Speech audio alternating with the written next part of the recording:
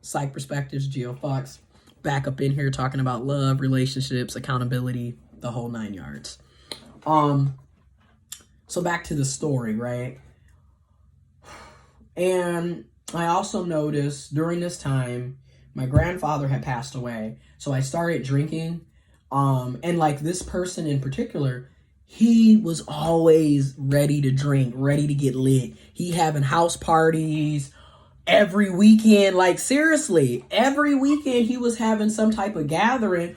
Or every Thursday we would go to a local bar / club in our area after work. And we got out of work at 6. So you think about it. By the time 7 o'clock rolled around, we was already at the bar. And we would be at the bar anywhere from 7 to 8 to 2 o'clock in the morning. And then we would leave the bar, go get food, and then go back to his house where the after party would be at. So about 3:30, we're at his house, and we're still partying and doing us. Because on Fridays, we didn't have to come to work till 2 o'clock in the afternoon. So Thursday nights was a big deal for us because we would just be like, okay, we about to get lit. We finna do this, that, and other. But then I started realizing, looking back at that situation, and I talk about this all the time.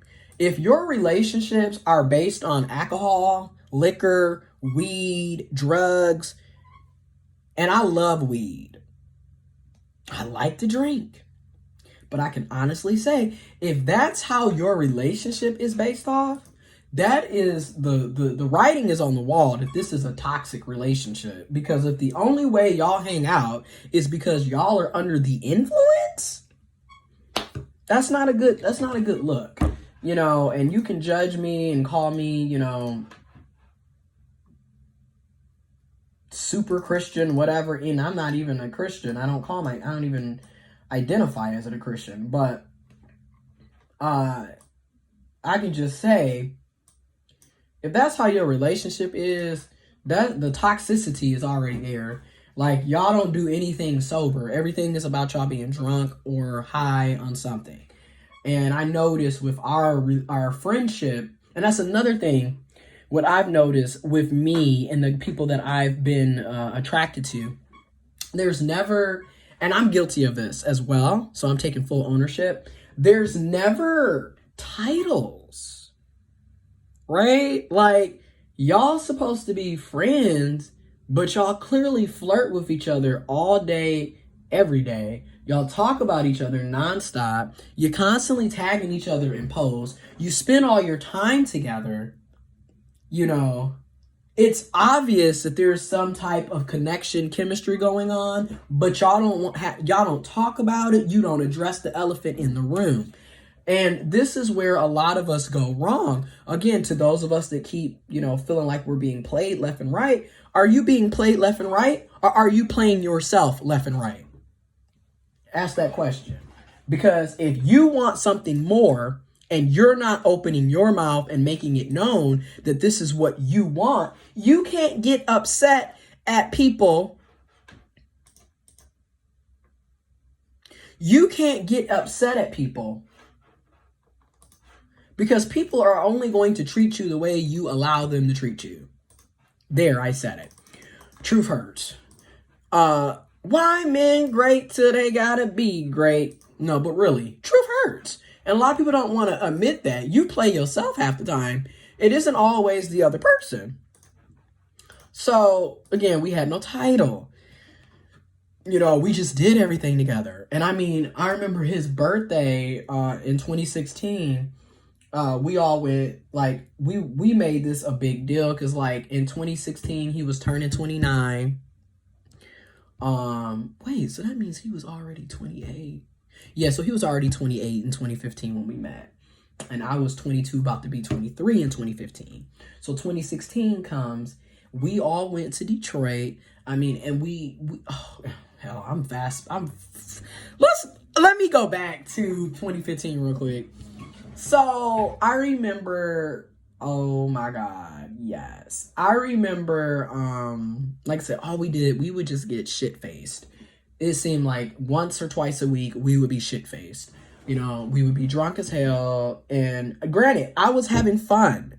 You know, I felt liberated at that time because in my household, I'm just gonna be honest, I grew up in a very dysfunctional slash strict setting, and it didn't really make any sense because it's like I wasn't allowed to do anything. Like I was literally 18, 19, 20, 21 with a fucking curfew. That's how strict I grew up in, right? Which didn't make any sense because you're an adult. You know, you're handling your business, you're working, you're going to school, you're independent, yet you have a curfew. Make it make sense. Again, grandparents were very controlling. That's just the best way to put it. And just extremely controlling, extremely invasive. You know, you don't have any freedom of yourself. And it's crazy because when my grandfather passed away, a lot of that controlling went out the window. Like, you can't control what we're doing anymore. You can't, you know, be trying to figure out who's doing who and who's calling who and who's hanging out with who and who's driving in the car with you. And it's too much. I mean, it was just controlling. So 2015 was very depressing and sad because, like I said, my papa passed away. But then at the same time, it was very liberating because, you know, I was going out, hanging out with friends, going over people's houses.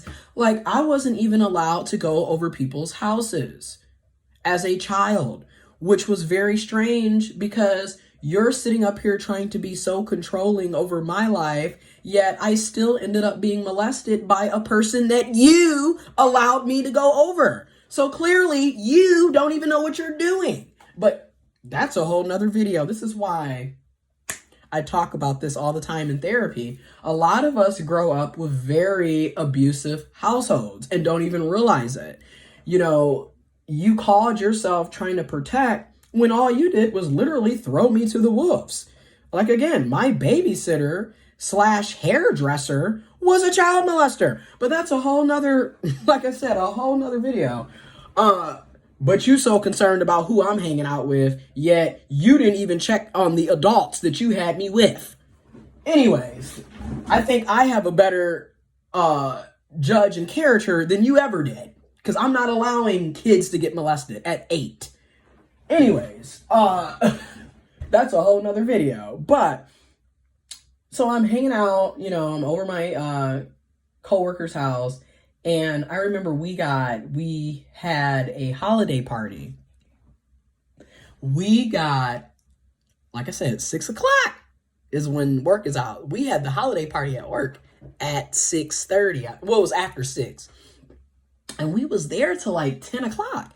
And keep in mind, okay, we still went to the bar. Man, we were destroyed. By the time we left work at 10, we were lit. Okay? Lit to the point where I'm dancing on in the parking lot and, you know, just wild. You having time of your life. You gone. And, I mean, I was lit, y'all. When I say lit,